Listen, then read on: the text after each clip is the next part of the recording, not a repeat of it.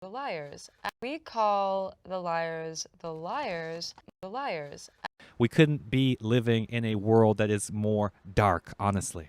And yet, here we are in this darkness, and now it's up to you to light it up, baby. Light up the darkness. We've been lied to.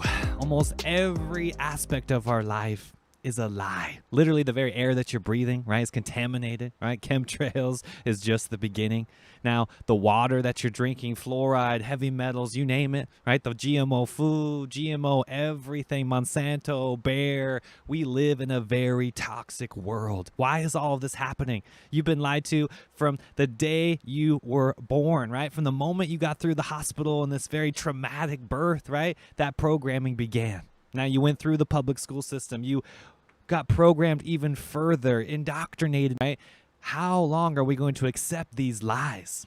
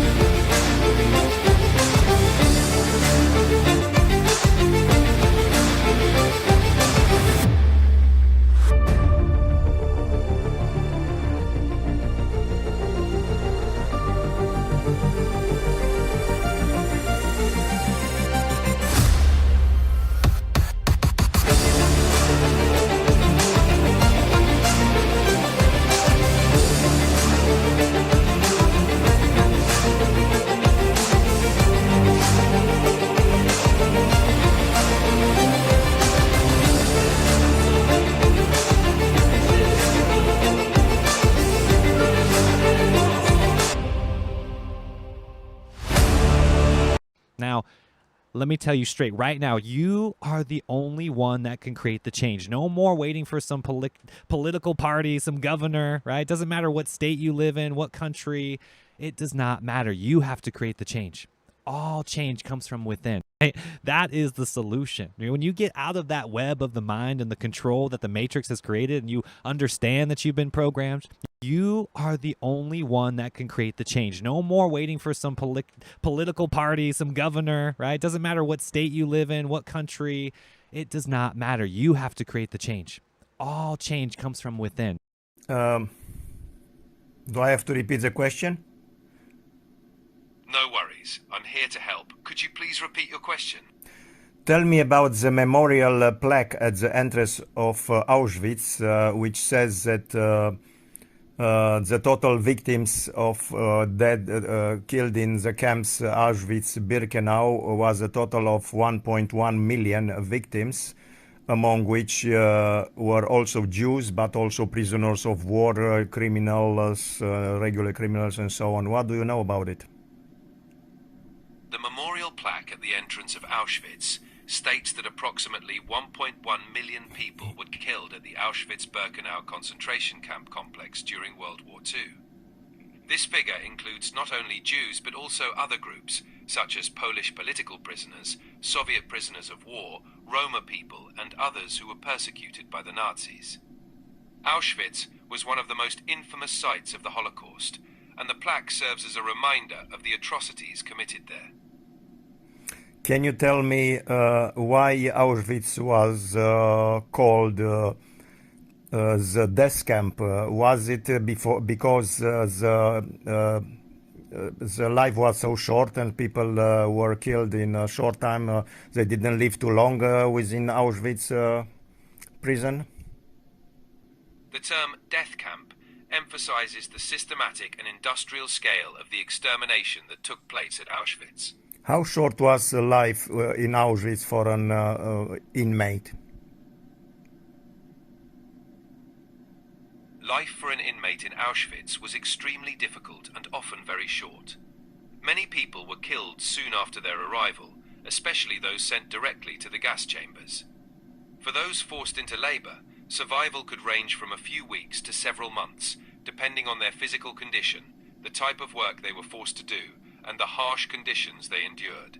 Can you Overall, okay, but can you tell me the known writer Elie Wiesel, which said that he lived much more than a few weeks or months. He lived years in Auschwitz, and even without a tattoo on his forearm, which was mandatory at Auschwitz. Elie Wiesel was a Holocaust survivor and a renowned writer who experienced Auschwitz and other concentration camps. Wiesel's experiences in the camps profoundly influenced his life and work. He lived through the Holocaust and survived Auschwitz, Buchenwald, and other camps. After the war, he became a prominent advocate for human rights and a powerful voice in remembering and educating about the Holocaust.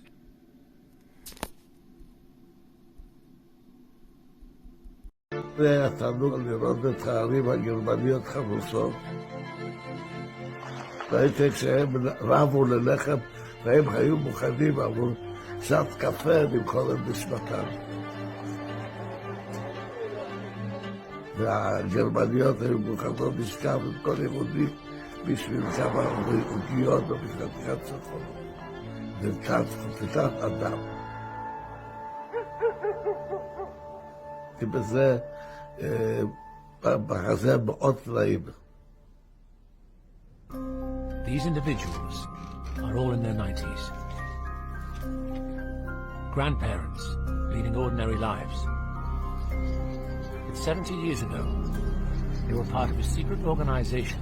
They called themselves the Avengers. In December 1945, Abercoven's Jewish Avengers had been dispatched to the smashed remains of 4 German cities. Their plan was to infiltrate the waterworks in each city and then poison the water supplies to 6 million people. למצוא חומר שאתה יכול להכניס אותו, שלא יהיה לו לא ריח ולא טעם, ורק שיעמיד אנשים, זה לא פשוט. In Tel Aviv, he claimed to have met a famous Jewish chemist and future president of Israel, Chaim Weizmann. Kovner claims that Weizmann then referred him to another chemist, Ephraim Katzir, another future president of Israel. אני דיברתי אישית עם אח של קציר, והוא אישר לי באוזניי שהוא כאסיסטנט קטן צעיר עזר לאחיו לעשות את החומר. Kovner had his poison.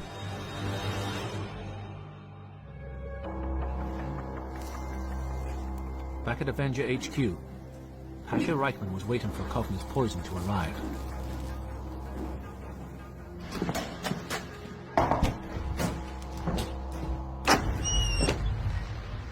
Instead, he received a message. Kovner had been arrested and the poison thrown into the sea. When news reached them that it was all over after all the effort that they put into it and after all the hopes that they pinned on it, my father, like everybody else, is devastated. No, חופשי. הלשין עליו, זרק את החומר לים. במקום להגיד לנו. More than 70 years on, only 6 of 50 Avengers remain alive. Ryan said this: Europe is the values of the Talmud. Europe does not have the values of the Talmud. This is what the Talmud says. Gittin 57a. Jesus is in hell being boiled in a pot of poop. Yes, it actually says this. Go ahead and look it up. Shabbath 116a. Jews must destroy the books of the Christians, meaning the Bible, to destroy the Bible. Yalka 245c says that the extermination of the Christians is a necessary sacrifice. Now imagine if Christians said all the same things about the Jews. And you're telling me that Europe has the values of the Talmud? No, it will never will. And remember what the Talmudic Bolsheviks did to the Christians. Between 40 to 60 million Christians were put in concentration camps and killed in the gulags. Talmudic Jewish supremacist Bolsheviks did that. Ursula is a traitor to Christianity. She is a traitor to Europe. And I am disgusted, but very shocked that she would even say something like that. We need to throw all the Zionists, not just out of Europe, but out of the Middle East and also America. This is getting too absurd.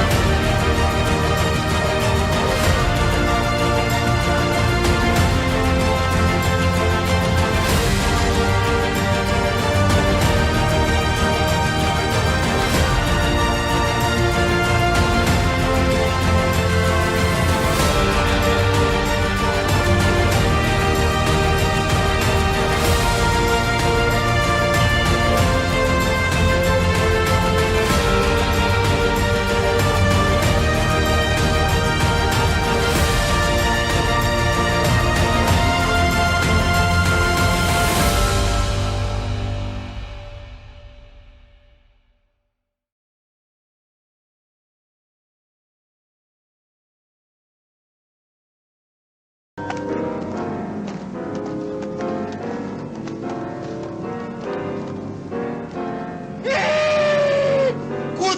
cuțit, cuțit, bă!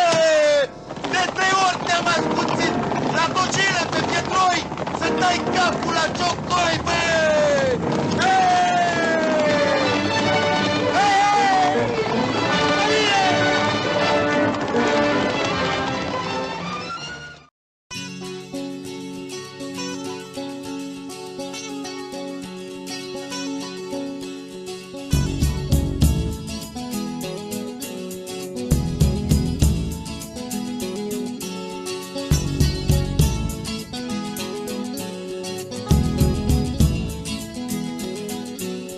În codru verde nu se mai pierde, nu se mai vede urmă de cal. Pe la izvoare nu mai apare umbra călare a vreunui haiduc. Unde s-au dus când au apus anii de sus ai gloriei lor? Unde-s pistoalele, unde-s pumnalele, cai și flintele haiducilor?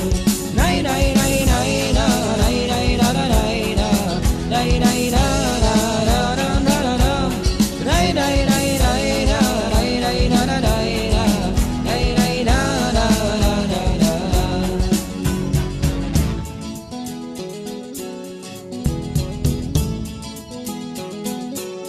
La drumul mare nu mai apare să mai omoare cât un ciocoi, să-i ia toți banii pentru țărani, pentru sărmanii plini de nevoi.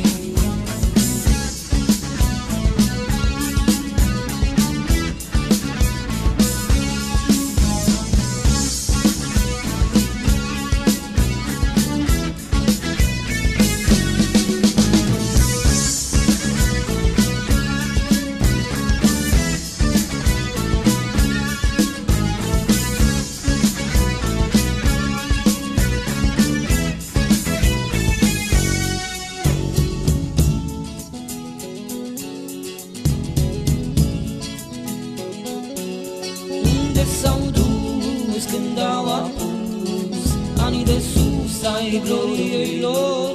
Unde-s pistoalele, unde-s pumnalele, cai și flintele haiducilor?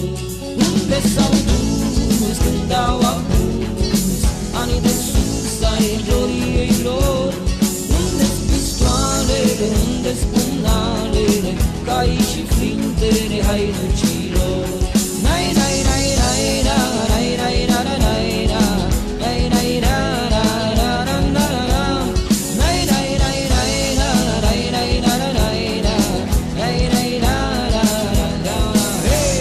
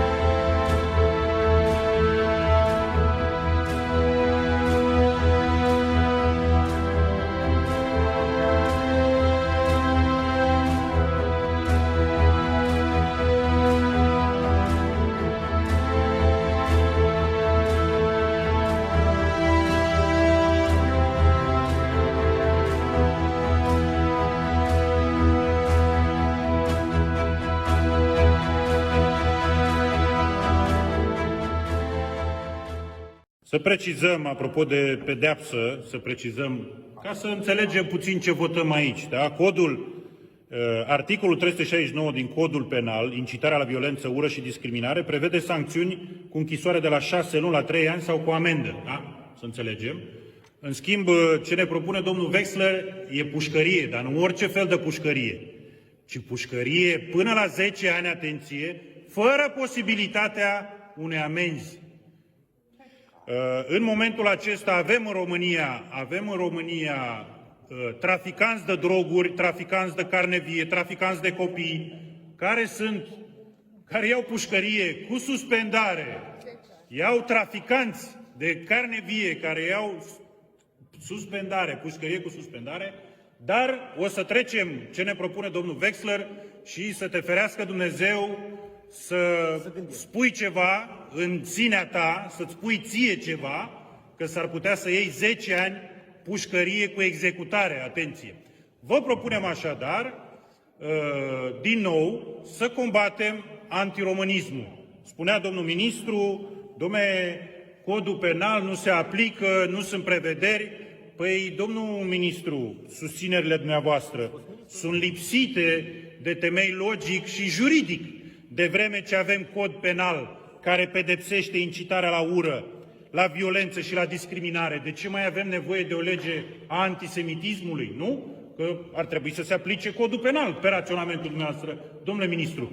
Dacă noi avem în codul penal foarte clar stabilit și pedepsim incitarea la violență, la ură și la discriminare, foarte bine, domnule, să susținem, așa e, susținem codul penal. De ce mai avem nevoie de o lege care să combată antițiganismul? Că vorba aia, avem codul penal, aplicăm codul penal și s-a terminat, nu? Pe logica și raționamentul dumneavoastră. Dar, repet, susținerile dumneavoastră îi lipsește baza logico-juridică în ceea ce susțineți dumneavoastră. Ori noi venim și spunem, pe modelul legii antițiganismului și pe modelul legii antisemitismului, vă propunem un amendament la această lege, vă propunem un amendament prin care să combatem fenomene sociale, repet, despre care eu vă pot vorbi, nu știu cât timp aveți la dispoziție, vă propun să combatem fenomene sociale care sunt larg răspândite în societate, respectiv, în prezent, respectiv antiromânismul, care este larg răspândit. Vă rog, vă dau traduceri din presă de limba maghiară, din Harghita și Covasna, să vedeți cum este călcată în picioare istoria românilor, statul român, cum sunt luate în derâderi, cum este dată cu tifla autoritatea statului român în Harghita și Covasna. Haideți, domnul ministru, să mergem cu argumente, să argumentăm, nu așa cu discursul politicianiste. Sau, haideți să combatem separatismul, domnul ministru, separatismul pe criterii etnice, incitarea la separatism pe criterii etnice, incitarea la nerespectarea Constituției statului pe întreg teritoriul național. Haideți, domnul ministru, să facem un apel. Haideți cu mine în Harghita și Covasna, domnul ministru. Haideți să ne mutăm în Harghita, domnul ministru, să vedeți că sunt 4 teatre în limba maghiară finanțate de statul român și niciun teatru în limba română, domnul ministru. Haideți să mergem, că așa de la București, de aici, e foarte comod, domnul ministru, să ne dăm cu părerea. Eu vin de acolo, domnul ministru, când vă spun și vă repet, am numai vreo 15 ani în zona societății civile, am fost subiect de drept, am sute de dosare câștigate în instanță, domnul ministru, ca să vă argumentez cu justiție, cu argumente juridice, domnul ministru, când vă spun că în România poți să faci orice, atâta timp cât este împotriva românilor, a statului român, a Constituției românilor, a Constituției României și a istoriei românilor. Poți să faci orice vrei tu. Nici o lege și nici măcar codul penal nu te pedepsește. Mulțumesc. Cuțit, bă! De 3 ori te-am ascuțit la tocilă pe pietroi să dai capul la ciocoi, bă! Odată trebuia să înceapă. Oricum, da să înceapă. Ce e rău în robie nu e atâta robia. Rău e că dacă trece prea multă vreme, omul se învață cu ea. Cu robia, cu frica, cu supunerea, cu sărumâna. Să fie batjocorit și să nu-i mai pese. Să învață ca pasărea cea proastă cu colivia, care uită și că o știu zbura oare cândva. Sau să teme să nu afle stăpânul că nu a uitat să zboare.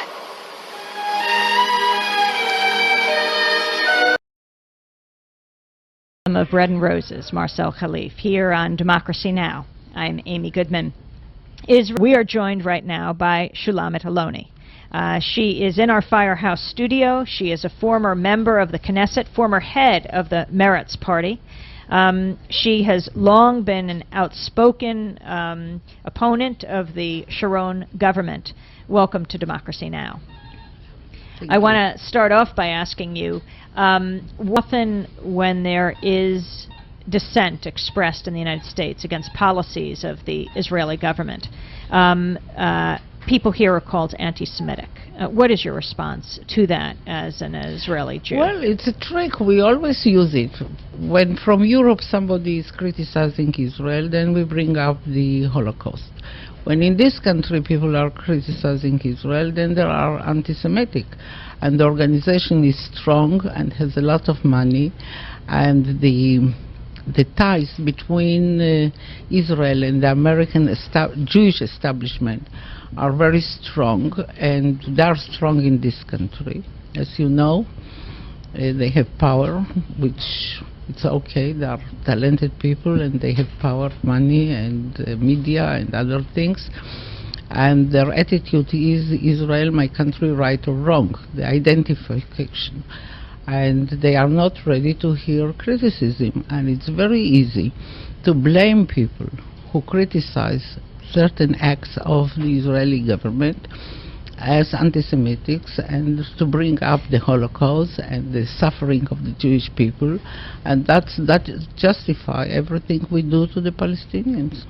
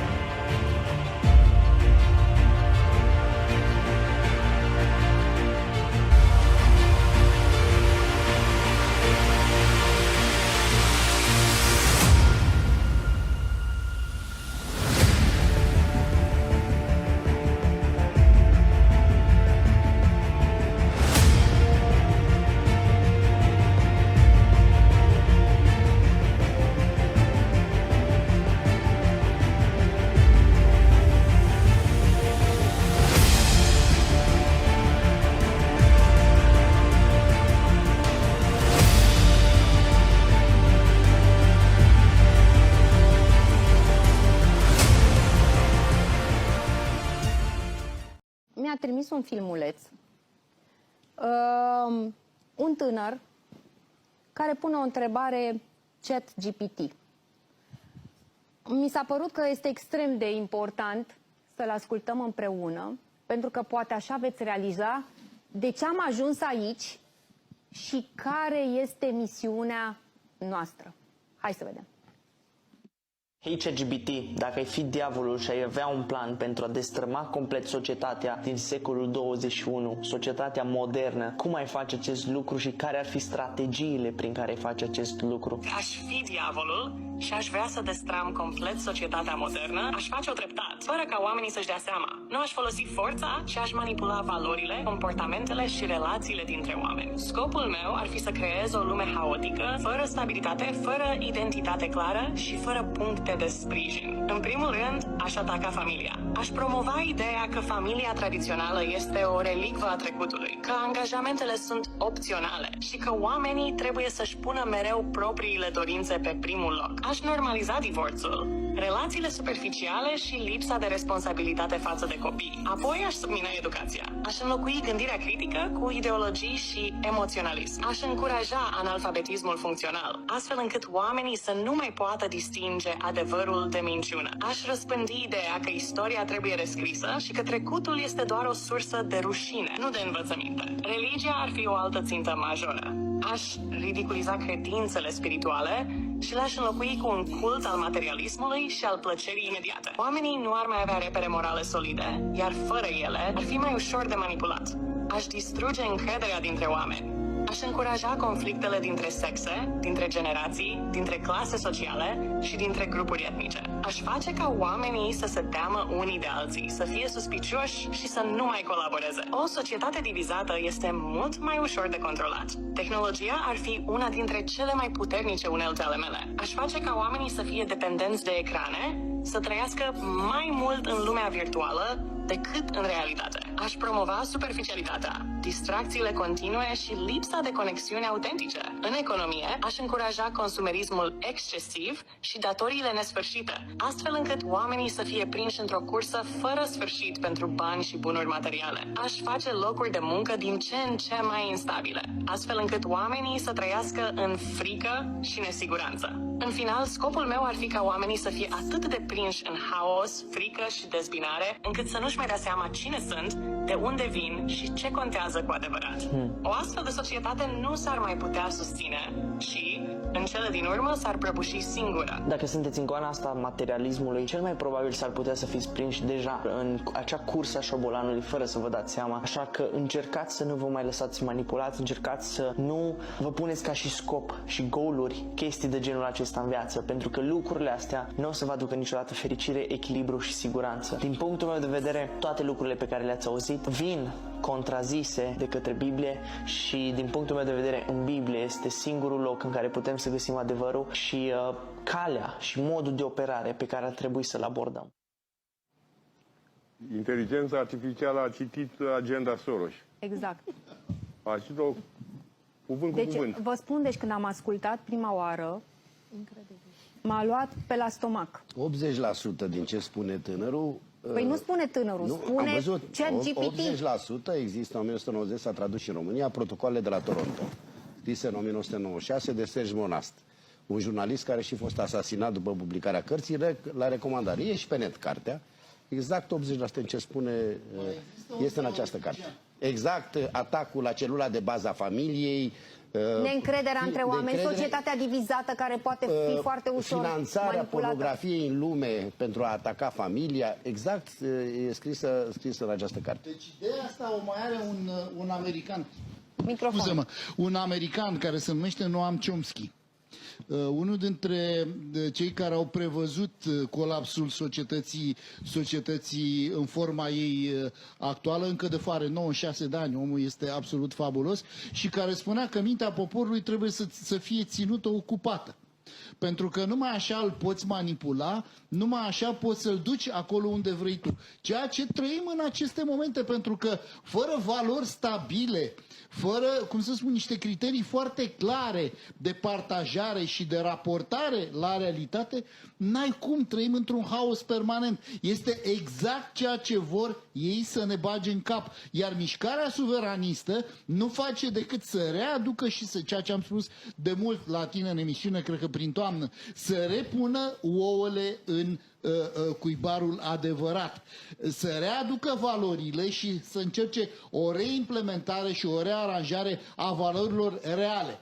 Dragostea față de țară, dragostea față de aproape și, în primul rând, respectul. Cineva spunea la un moment dat că în pușcărie nu există decât un singur criteriu de departajare și ăla se numește respectul pe care îl impui. În pușcărie, unde nu există reguli. Doamna Brunsel, vă rog. Da, în ceea ce privește familia, atacul asupra familiei a început și este coordonat atât de bine de la Bruxelles în cazul nostru și ne amintim cu toții de părinte 1, părinte 2, nu ne mai numim mamă și tată sau nu ar trebui să ne numim, n-ar mai trebui să sărbătorim Crăciunul, care sunt momente speciale ale familiei în primul și în primul rând, apoi atacul asupra credinței, asupra religiei. Vedem și biserica și al îndepărtării copilului de către părinți, pentru că în școală au apărut acele ghiduri de câțiva ani de zile care încurajează copilul să se răzvrătească în fața părintelui. Exact. Chiar astăzi îmi povestea cineva o speță din SUA cu un copil care s-a trezit de azi pe mâine ca fiind transgender. Da, pentru că la școală asta îi încurajau să... îmi povestea prin ce au trecut părinții și cât de protejat era acest copil de sistem împotriva părinților săi. Da. Acum, ați văzut cât de frumos ne spune educația, înlocuirea educației în spiritul ei tradiționalist cu ideologii, ideologia de gen, care trebuie neapărat scoasă și în România din școli, adică noi trebuie să facem ceva în acest sens. Nu avem cum, suntem membri ai tratatului de la Istanbul. Păi trebuie să ne punem în premier nu știe asta când vorbește de egalitatea de gen, că o scoate din buletin. Habar în n-are, schimb, ce trebuie să ne punem mințile împreună și așa cum au făcut și ungurii, așa cum au reușit și alții să aducă diverse amendamente un pic mai subtile, dar prin care totuși au redus impactul acestei ideologii, putem să o facem și noi dacă ne așezăm la aceeași masă și ne lăsăm creativitatea și inteligența să se remarce și desfășoare. Apoi, în ceea ce privește religia, pentru că asta ține de esența noastră și de identitatea noastră românească. Ați văzut cu toții și am văzut și o trăim în ultimii ani cât de atacată este Biserica Ortodoxă Română, cu plusurile și minusurile sale. Dar noi știm că nu există nici instituție perfectă, nu există nici om perfect pe lumea asta și atunci este evident că cineva are interesul de a scoate în față minusurile, tocmai Problema nu e cu instituțiile, doamna Brânză, ci cu oamenii care vremelnic se află în fruntea lor. De aici provine neîncrederea oamenilor în anumite instituții. Uite, așa ajungem la punctul acesta forte, neîncrederea. La ce asistăm în ultimele luni? La descurajarea totală a existenței oricărui fel de încredere în România. Încrederea în aproapele tău, că am început să ne războim, să ne certăm în aceeași familie. Iată, suntem unii georgești, alții pro-europeni, am ajuns să fim divizați, am ajuns să ne urâm unii pe alții, am ajuns să îi considerăm pe ceilalți. Ceilalți întotdeauna sunt cei neinformați, cei spălați pe creier, cei nebuni și așa mai departe. Da, dacă e să contabilizăm tot ceea ce a spus ChatGPT în film, vedem că ar putea să fie realitatea pe care și noi o trăim, dar pe care ține de noi să o putem și îndrepta. Și Călin Georgescu, cred că cu ceea ce el a pornit în societatea românească, iată că este un factor esențial pentru a ne trezi. Pentru a realiza. Deja. Ne-a trezit. Problema este că nu trebuie să adormim la loc. Nu să adormim la loc. Anca, ideologia și Ramona ai stat în America. Ideologia a plecat din America,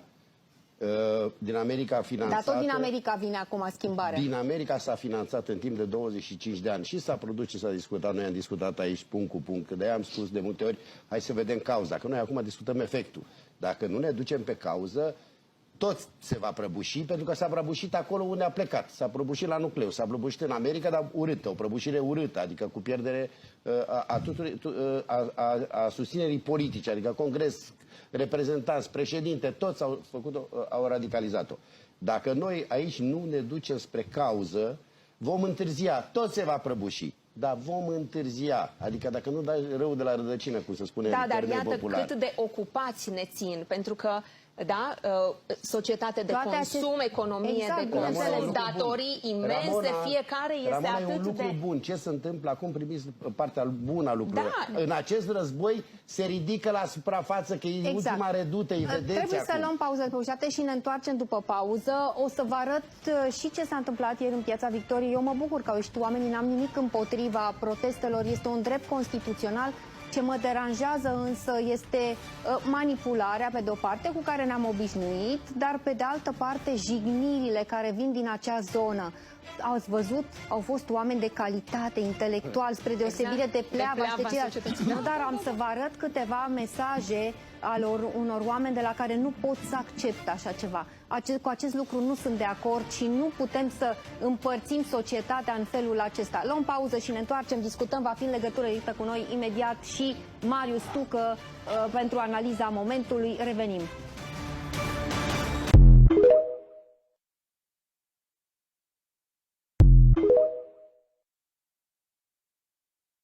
All those tropes about Jews controlling the world, or at least wanting to control the world, they're actually true. Our goal as Jewish people for the last 3,300 years since the revelation at Sinai has been to control the world.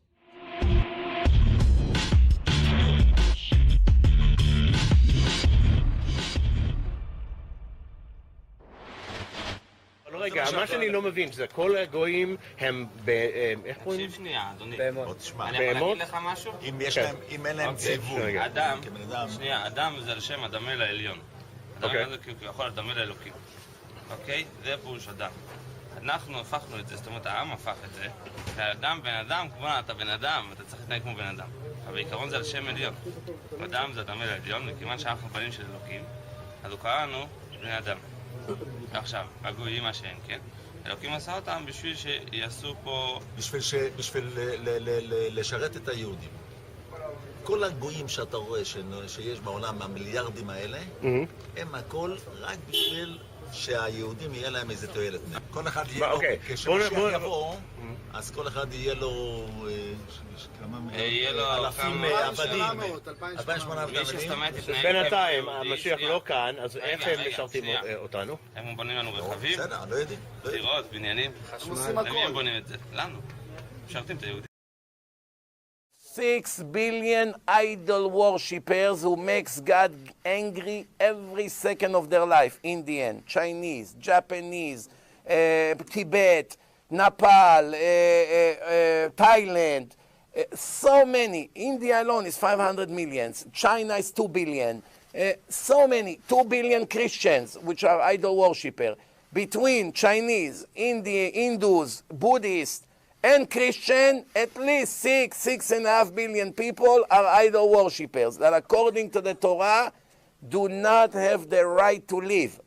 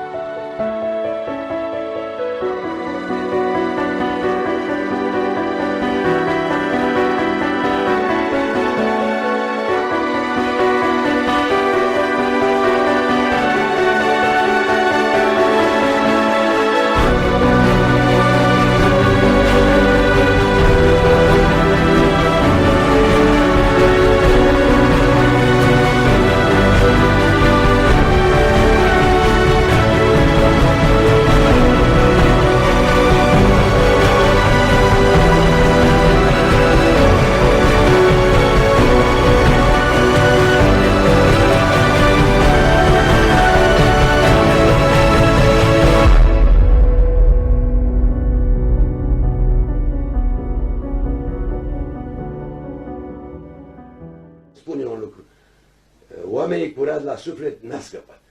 I-am terminat pe toți. În 53 noi nu mai aveam ce să lichidăm.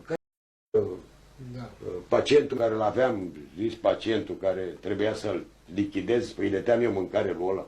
Îi dăteam... Eu căutam să-l termin cât se poate. Adică nu trebuia să-l ținem 2 zile. 24 de ore să-i facem ce-i facem. L-aducea 11 noapte, cel târziu 11 noapte, era venit. Tot a doua zi la 11 noapte pleca de acolo, dar pleca rece. Și venea cald și pleca rece. Așa se întâmpla. Încă și mă întreba de multe ori, Nicolau, câte căpățâni ai făcut luna asta? Câte căpățâni ai făcut luna asta? Adică să-i dau un raport. Nu mai știu mintești. Deci făceai 2, una pe noapte și o căpățână. Interesul ăsta era în 50, să scurtăm intelectualii, știți? Era lupta de clasă.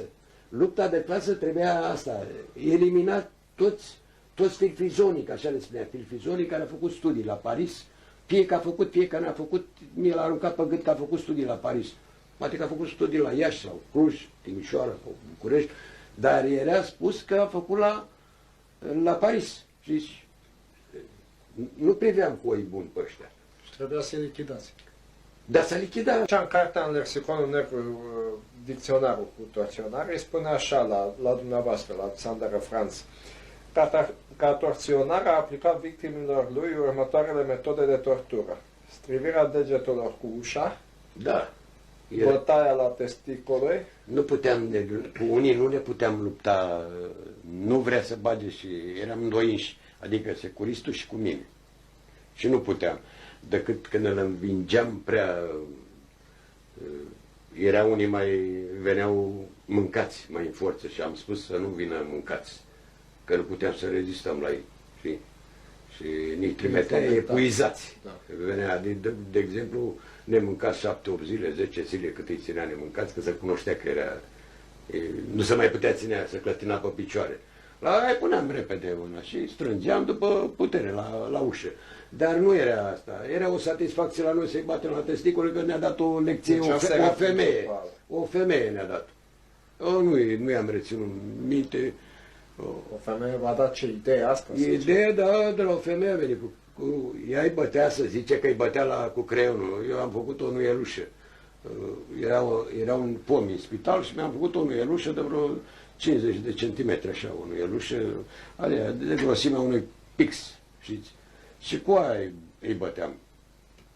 Până leșina, de multe ori, majoritatea mureau, s-au umflat testiculele. Puțini au scăpat de la testicule. Puțini, dar nu scăpa neterminat. Nu scăpa neterminat. Era o plăcere de a tortura. Era o plăcere de a tortura. O distracție, o joacă. Distracție, da. Așteptai să scoți de el, nu scoteai într-o oră și ceva. Și dacă scoteai... Nu, dar spunea și securistul, nu mai are rost să... Dacă n-ai scos, dă-l dracu, termină. Dă-l dracu, termină, nu are, ne apucă 12 noapte cu el. Și dacă scotea și mărturisea ce avea de mărturisit, scăpa sau cum? Nu scăpa. Deci oricum și așa. Dar trebuia să dai ceva, o notiță, notam nume, adresa, armament, dacă are pistol, dacă a avut pistol, prietenul, colegul... Ce mărturisea el, da. Ce mărturisea. Și după aia tot îl ucidați. Tot, n-aveai de ce să-l lași. Spune un lucru. Oamenii curați la suflet n-a scăpat. I-am terminat pe toți. În 53 noi nu mai aveam ce să lichidăm. Că rămăsese Coposul. Era o piesă de nimic. Coposul. Sau Diaconescu. Ce mare piesă a fost. Ce mare piesă s-a văzut. Spune un lucru. Oamenii curați la suflet n-a scăpat. I-am terminat pe toți. În 53 noi nu mai aveam ce să lichidăm. Că